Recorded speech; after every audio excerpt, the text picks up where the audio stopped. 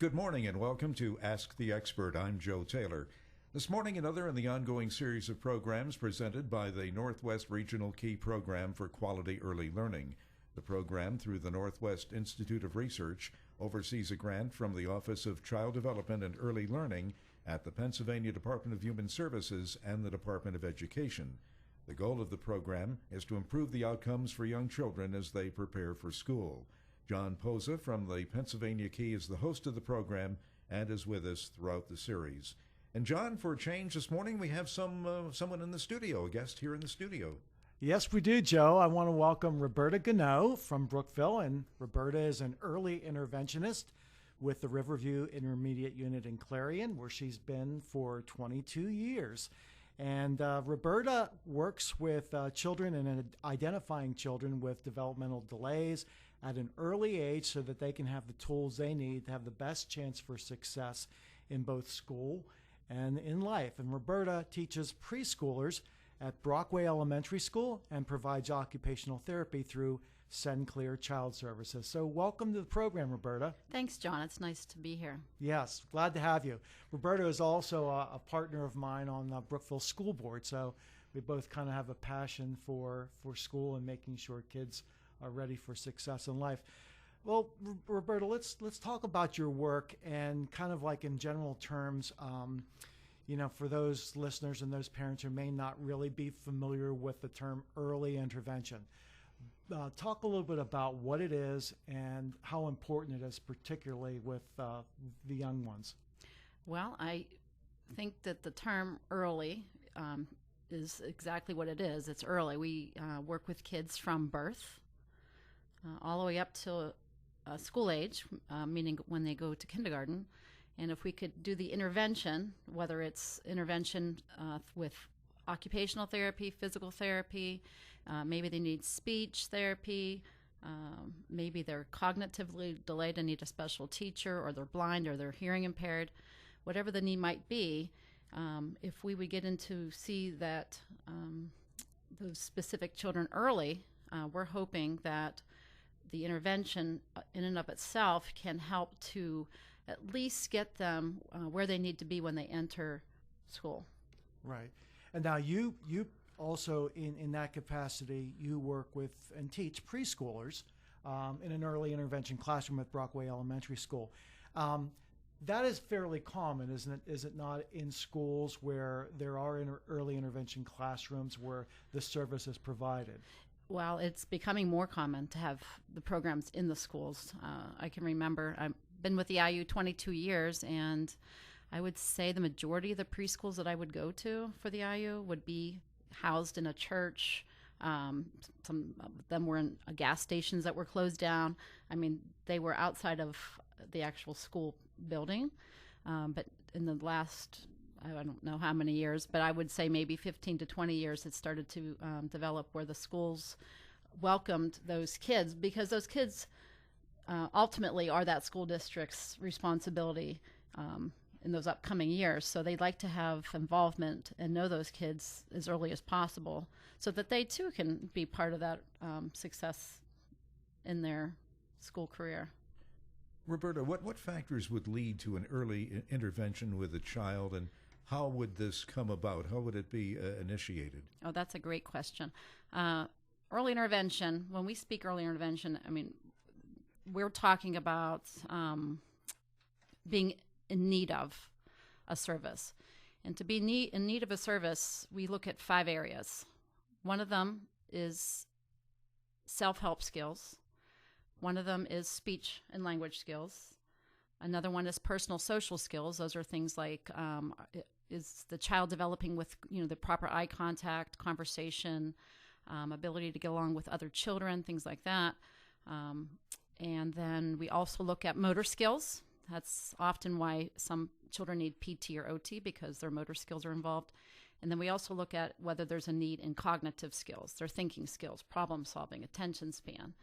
Those are areas that we would look at. And if there's a delay, and we use testing materials and standardized tools to look at the delay, if there's a 25% delay, so that would be equal to, say the kiddo is 2 and they're maybe at about an 18-month-old level, we would say that that kid is delayed enough that we would want to provide intervention to get them caught up.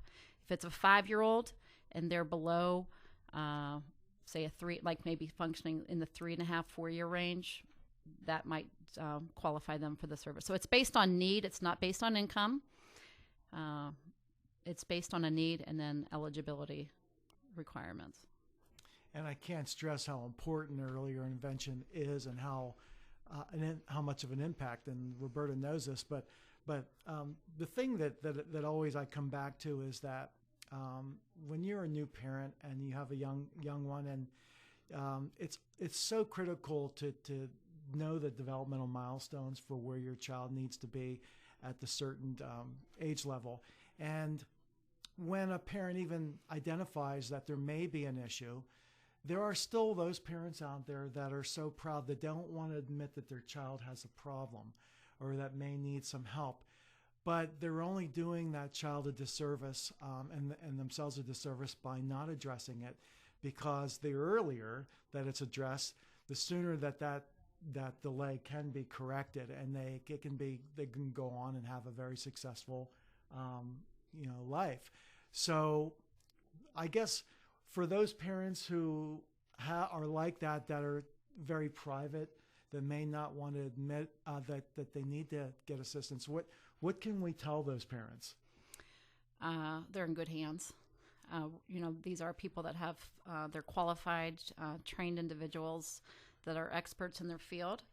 And, I think we do have parents that are a little bit optimistic that they can, have the kiddo improve on their own.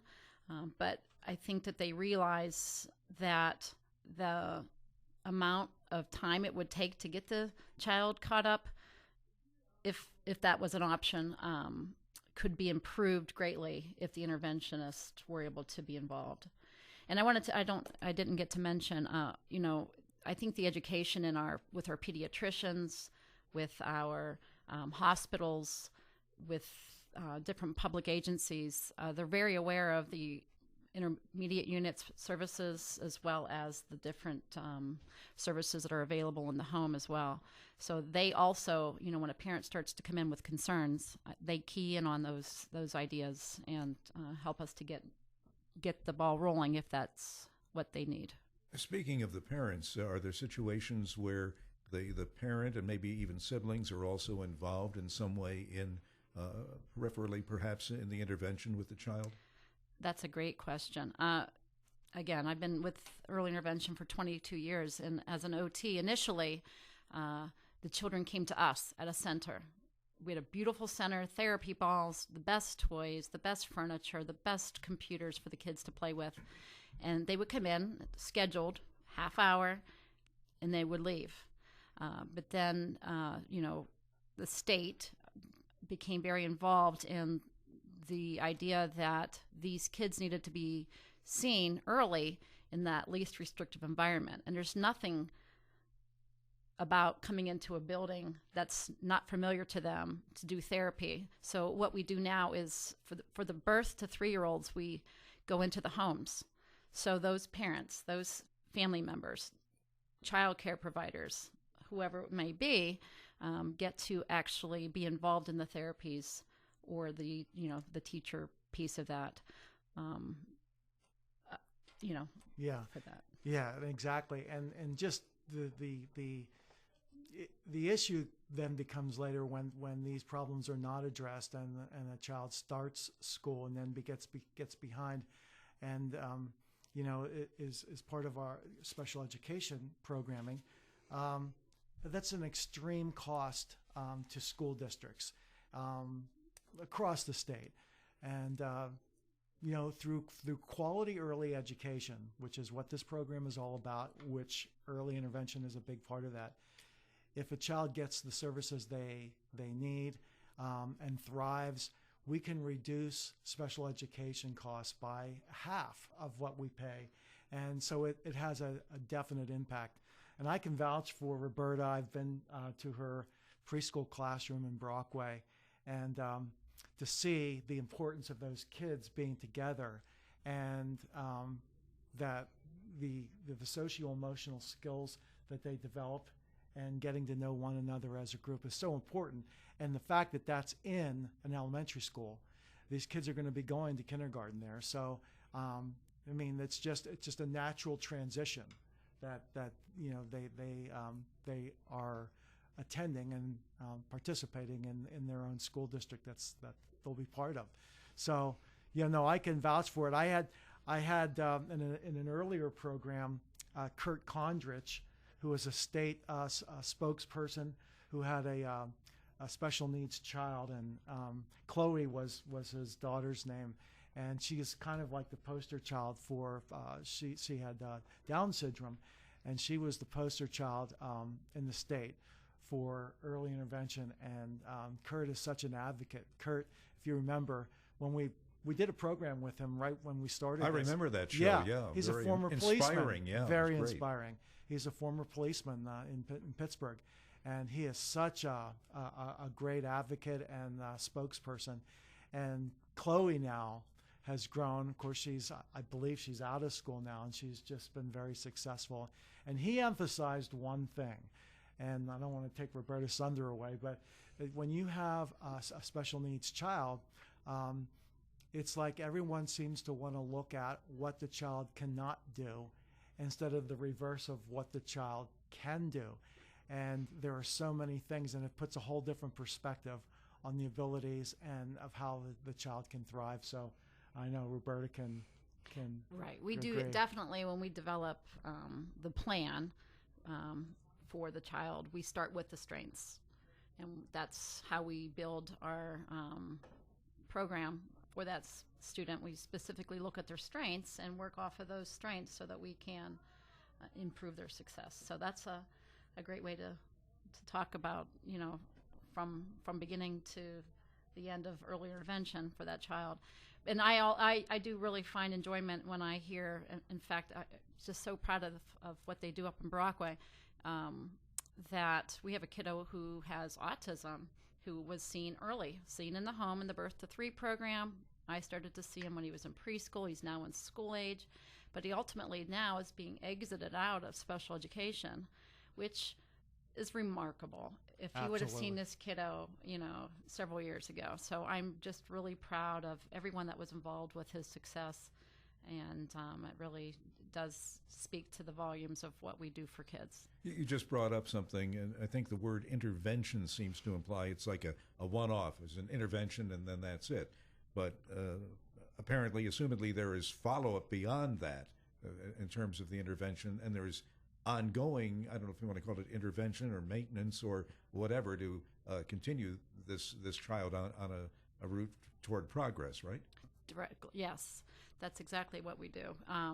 We like to look at, like I said, their strengths and such, and try to give them a program, whether it's something that maybe they just need some small little adapted seating to be successful, or down the road maybe they still need just maybe a physical therapist or whatever. But we do want them to ultimately be successful in school, and you see how being successful in school, how that translates into their friendships and confidence and such. It, can just change their world for them. Is there any thought given to allowing them or allowing the other students to socialize and come together? Because there might be a stigma in some cases of a child who is in intervention, and then I guess the goal is to get them back into the general population of the school. What kind of work is done in integrating them, and maybe more importantly, the rest of the kids in the school? Right. So we're all old folks, right? You remember the days when those kids were actually separated in a different building, and you maybe were related to somebody or whatever, but you really didn't see them involved in the hallways and in the classrooms and in the subjects, and things like that. And with IDEA and the other laws, federal laws that went through, there's so much that the schools do now to get those kids included from a very early early age. In fact, in preschool, we like to, whether it's even playing on the playground or going to one of their great assemblies, being involved in a Halloween parade with them, they really do include us as much as they can, because those kids are part of that school district. We're not separated. We are community, and I think that's why it's so successful, and why the inclusion piece is important, because, I mean, there's inclusion for many reasons, but, when you see the social aspect of it and how it does improve their confidence and learning, I think that it's made so much sense over the years. And if I will, I think it's also a great lesson for the other kids, the quote, Absolutely. normal kids, Right. too. Yeah. Right. There's definitely those kids that want to be pushing that wheelchair or be the one throwing the ball with the kiddo on the playground. So they definitely find enjoyment, and that's the best part, is when they do find enjoyment. I mean, you do have those times where the kids start to get older, and the different social groups might start. That's why I think if they get involved with these kids early and develop friendships, they really do see that these kids have great personalities, and they really want to fit in. They want to be part. And I remember this story, and this has to be 20 years ago, and it was a kiddo with autism, and autism was just starting to come out over the last couple years at that time. And I had said something to the mother about success, and she said, "What is success?" She says, "Is success for me," for her, it was her son being invited to a birthday party. So that, to me, I remember that. I don't know, his name was Marty, and he just really, that was important to me. Yeah, inclusion is a major part of what we do. And as you mentioned, Joe, it's also important. It's not only important for that child and thriving, but also for the impact it has on the other children, to kind of have compassion and to understand the difference and appreciate our differences.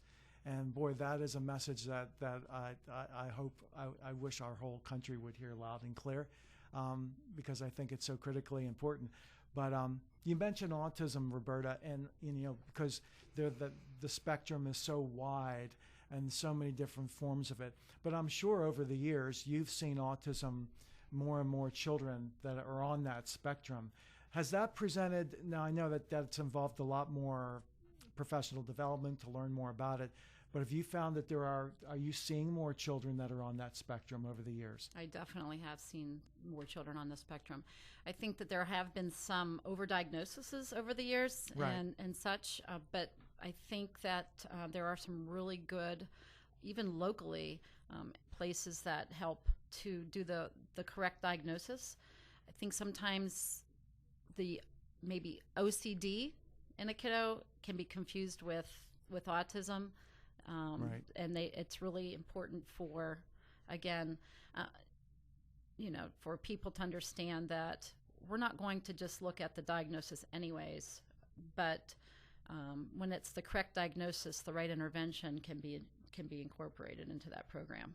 Right. And just so folks know, I mean, this is sort of preaching to the choir out there, but even with any kind of spectrum on autism, you can have a form that is not really overly detrimental in how successful you're going to be later in life. I mean, there's so many different variations of it, but yet for some reason we have placed a stigma in general on autism, and that's unfair. Mm-hmm. It really is. But a lot more knowledge, I think, is needed in the general community. I think there's definitely knowledge that needs to be, done out there with that, because, it's like, kids with autism, you can't just specifically point them out from a crowd. Right. So, a lot of people doubt what you're saying or maybe don't understand, but, by educating them and so forth, what you're saying is definitely true. You mentioned that autism is just coming out within the past 20 years. Do you think that's the case? Are there more cases of it? Or is it just that it's being observed more? Or is it, as you've indicated, maybe that the definition, the spectrum is growing? So three different possibilities there, or maybe all of the above. I think all of the above. Yeah. All of the above. just knowing the kids over the 22 years, the, mental retardation was often placed as their diagnosis when, in fact, you look at some of the kids nowadays that have autism and they're very smart. They're very smart. And, like I said, bringing out the strengths out of what they can do really helps to bring out that ability in them and makes them to be successful and not putting that unfortunate, other label on them. Yeah, I happen to know. Would you agree? Yeah, I totally agree. I happen to know personally.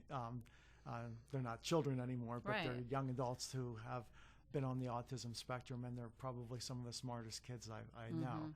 Yeah, intellectually. So yeah. it was, So that's the misnomer that I think Yep. that kind of is out there among some folks. But Roberta, tell us about what are some of the challenges in your field that are down the road that we still need to tackle in terms of, I know that there's the awareness piece, but what do you think is the biggest hurdle or thing that we're going to have to tackle in terms of a challenge for those folks who work in the early intervention field?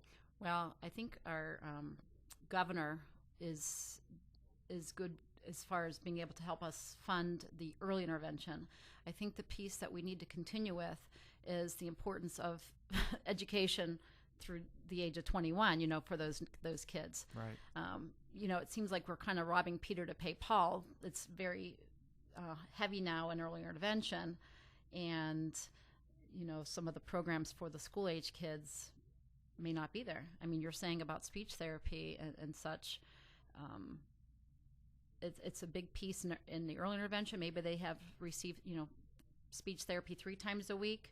It's very hard for a school district to be able to afford 3 times a week speech therapy, Right. once they are in the public school. That's right. the piece that I think down the road, thank you for the governor to see the need in early intervention. But I think what we didn't realize was the monies were not going to be put into the regular Right. school age regular education. Right, and that's difficult too on school districts because some school districts have different philosophies and different budgets. Some have in-house therapists, some have to contract it out either through the IU or through some other means.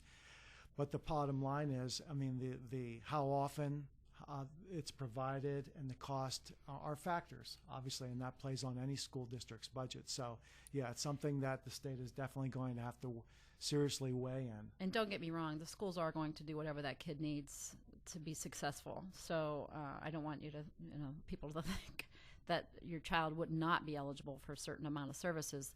It's definitely based on a need, and that need changes in school because there's so many other areas that child has for its Right. for their specific program. Well, thank you so much, Roberta Ganoe, for being on our program.